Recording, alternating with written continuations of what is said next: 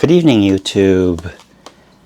This is a video that I've been thinking about making for a pretty long time, but have been hesitant because I think this is exclusive information that you won't find anywhere else.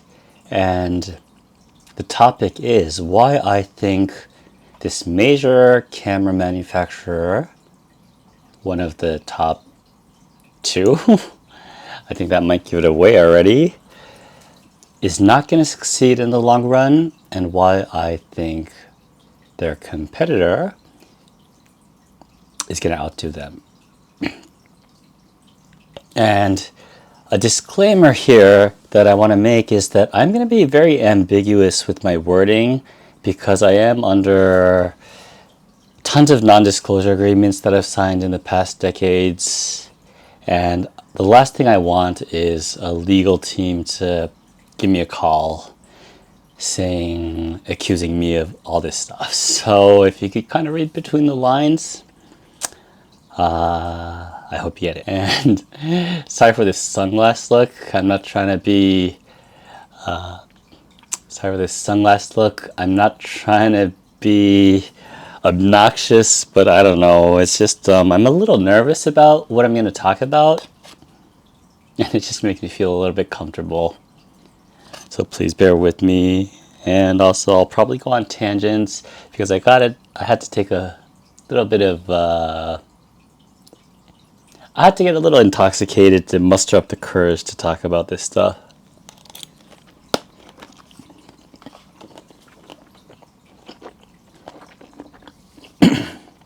So for this video, this is all based on my personal first-hand experiences working for this very prestigious, one of the most successful camera makers, without giving their name, that I was working for maybe a good 8, 9, 10 years. I was working for them as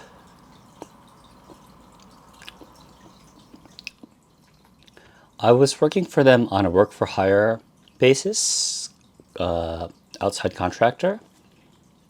Therefore, none of the videos that I was involved in am I credited in, because those videos all are the intellectual property of the manufacturer.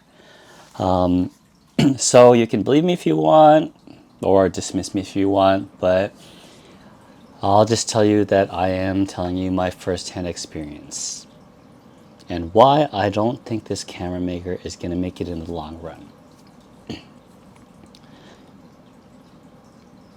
So just to give you an idea of what I'm talking about a camera maker that's been around for a long time, and I forgot what it was. They made DSLR that happened to have very good video capabilities, and it kind of revolutionized the whole industry into making DSLRs, and then later on mirrorless cameras, the de facto video camera, kind of phasing out camcorders. And the irony is that this manufacturer never intended this to be such a big deal. It was just kind of an afterthought. Okay, if the camera has the technology to do this, let's just put it in a feature. No one expected that to become such a revolutionary thing that they did in the industry. And as a result, the manufacturer, was kind of, it was the early days of hybrid shooting. DSLRs were strictly for photography, and then there were camcorders for video. And this manufacturer made both. But their research and development teams are totally separate. And the other thing to keep in mind is this is all my personal opinion, but I can definitely tell that they do not get along. There's a sense in the R&D staff at this company where they are founded on originally making film still photo cameras. They have a long heritage. So naturally, their still photography department R&D team feels that they are the ones that created this company and led it to the successful place that they are in now. And without going into details, I've seen how that is kind of unhealthy because cameras more and more have become video cameras. And what's happened is it's inevitable that in order to put video functions and still photo functions in the same body will require these two different departments to collaborate with each other. But there is so much animosity that they just don't want to collaborate. To give you some examples, one of the... I'm going to have a hard time editing this because I don't have this scripted out. But sorry if I go back and forth. So what I was doing was I was making a lot of mid-low budget promotional videos for new products and features for this brand. A lot of their videos are probably still up on their YouTube website and their website itself. And the videos range from new product video, announcement videos, to straight up tutorials. And so in order to make these tutorials, a lot of the times I would get access to pre-release cameras, and I was tasked to, for example, make tutorials on how this feature is useful, how to use it. But the problem is I'm only provided with a prototype that has beta firmware, and sometimes, like in a worst case situation, the firmware is beta and the function has not even been implemented in the camera itself. So there were a lot of heated discussions between myself and the client about, I'm sorry, but how are we supposed to make a video tutorial about a function of a camera that doesn't exist right now? Yes, I understand you've got all the specs and everything, but if you want me to make a tutorial where we're seeing it in action, we only have two choices. We can either do it for real with firmware that works, or we fake it. So based on what you say it can do, yes, we can, manually pull strings and make it look like it's doing what you promise it's going to do. And then that opens up a whole can of worms. I could go on and on for this, but just to keep it simple, like for one thing, a simple thing that comes up is, what if that menu setting is not in the beta firmware that I was provided with? So first now, just to show, okay, you go to this menu setting to change this to this and this and this, and I've got to get a screen capture of the menu. That doesn't exist, so I end up having to composite a fake screen of pretty much a mock-up, which I kind of thought was questionable, but it's what the client wants, so if they sign off on it, you know, it is what it is.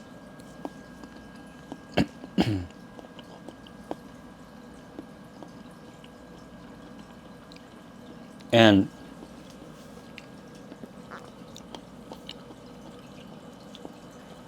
at the time,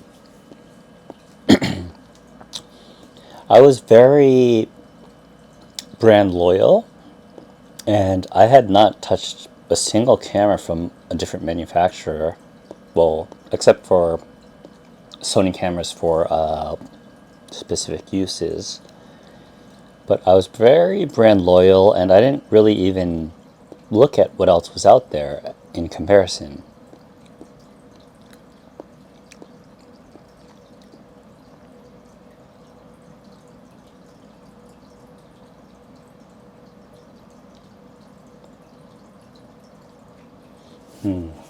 Where should I go with this?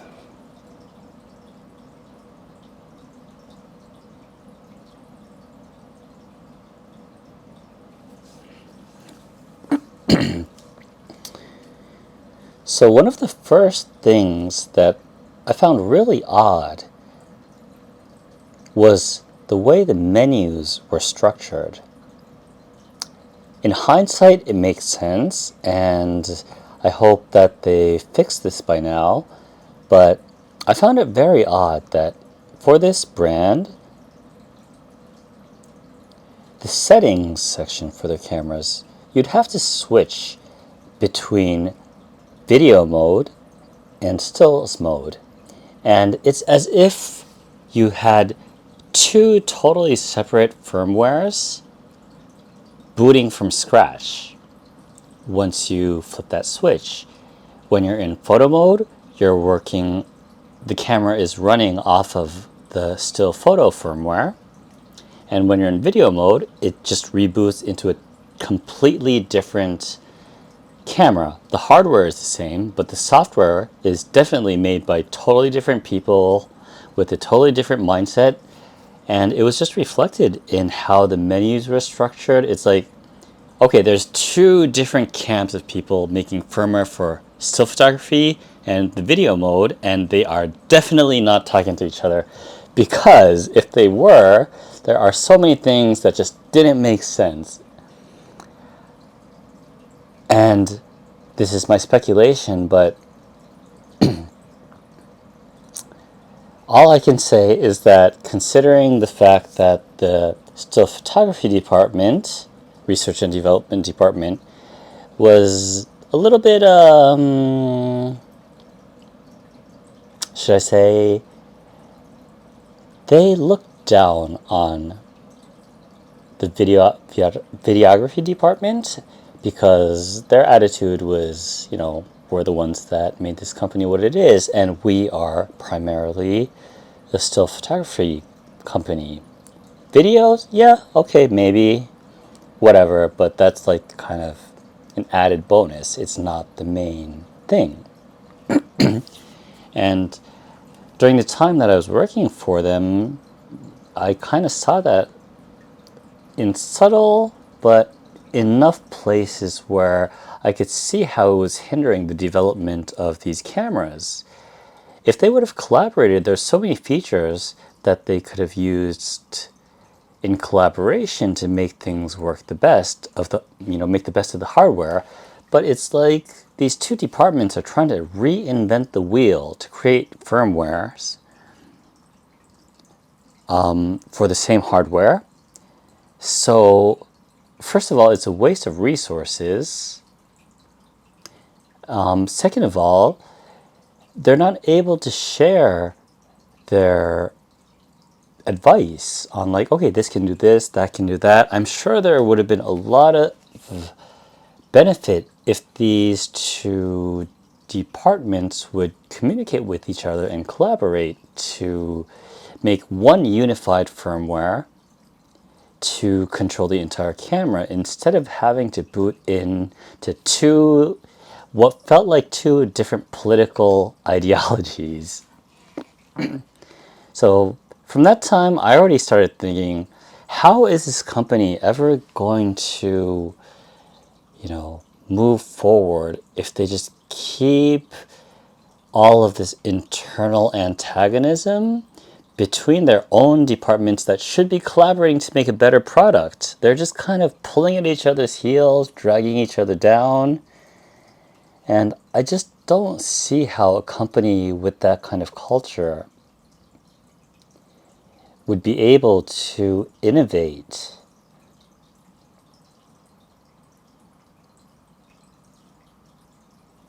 Yeah, I don't know what else to say.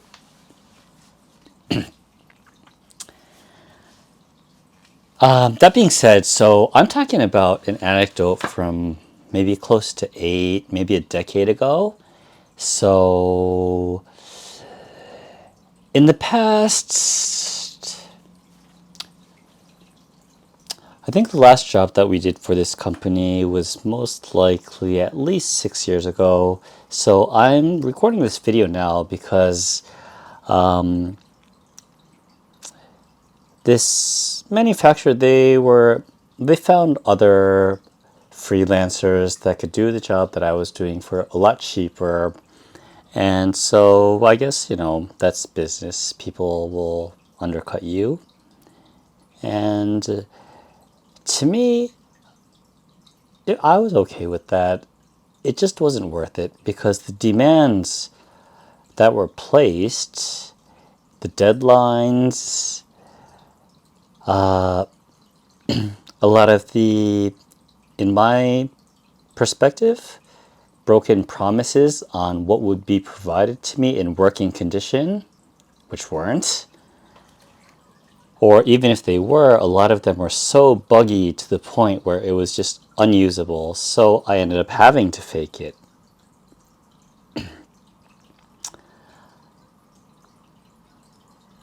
But it just didn't feel right. And I really hope that, as you can see from like my other reviews and the camera gear that's on my desk, if you can even see it, I've become a Sony fanboy.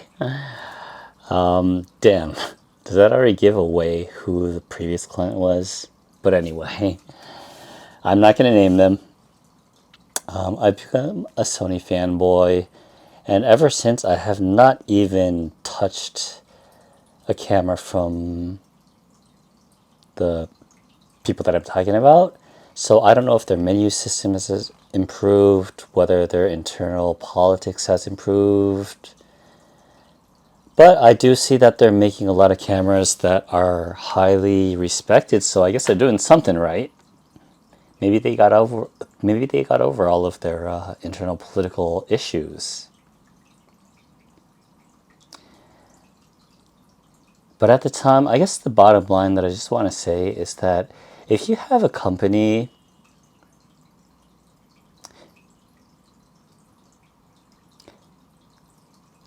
I can't say this more than enough, but this is my subjective opinion, and I'm a nobody. I'm just a contractor that has done work for a lot of different companies. But that being said, I'm not, qualified to make these grand assertions of what a company should do to be successful. But that being said, I kind of think even from my limited perspective, this company was just, I don't think it's a long-term viable strategy to have opposing political factions inside the company when it comes to research and development departments of these different that are in charge of different functions of a camera. Yes, in the past, there were camcorders and there were still photo cameras. And back then, they were two separate entities, so everything was all good. But, times have changed, and we need to get all of these functions in one compact camera body. So more than ever, I think this collaboration between the different research and development departments is crucial. And each department reinventing the wheel for their firmware, I think that is just ridiculous. It's a ridiculous waste of resources, money, time, people's talents. But I guess, with a company with such a long history, I can only assume that these factional animosities are deep-rooted and it's not something that can be fixed overnight. So that being said, I'm sorry that I couldn't be more specific, but this is as specific as I want to get without putting me in the risk of getting into any trouble. But my opinion is that my bets are on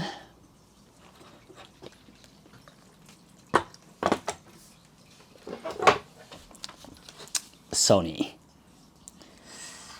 I have just come to love how they feel in my hand. I've gotten so used to their menu system that I can't even remember what it even felt like on its competitor's menu system. And I haven't seen the recent versions, so I have no idea how much they may have improved. But that being said, if they have not changed their mentality and their corporate ideology, I think it's very unlikely that in the long term they will be able to outdo Sony, considering the amazing products they've been putting out without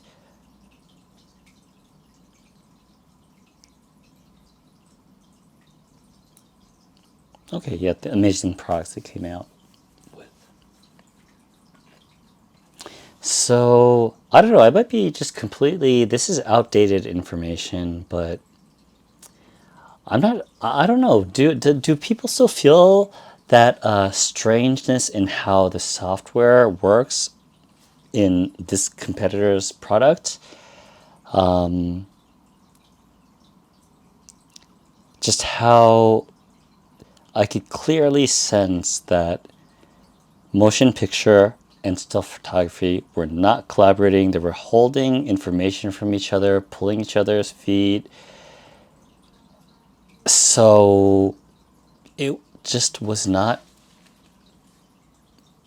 in the company's best interest, and in turn that would trickle down to, I don't think that's in the consumer's best interest either. So either they fix that or it's still that way in corporate culture. I have no idea. So that was just my rant for today. And I hope I don't get in trouble for saying anything. I tried to keep it very tame. I guess if I don't get in trouble, maybe I can go into a few much more detailed things. But before I do that, I think I'll reread all of the non-disclosure agreements and documents that I've ever signed to just make sure that I steer clear of getting myself in trouble. Thank you. Thank you for watching.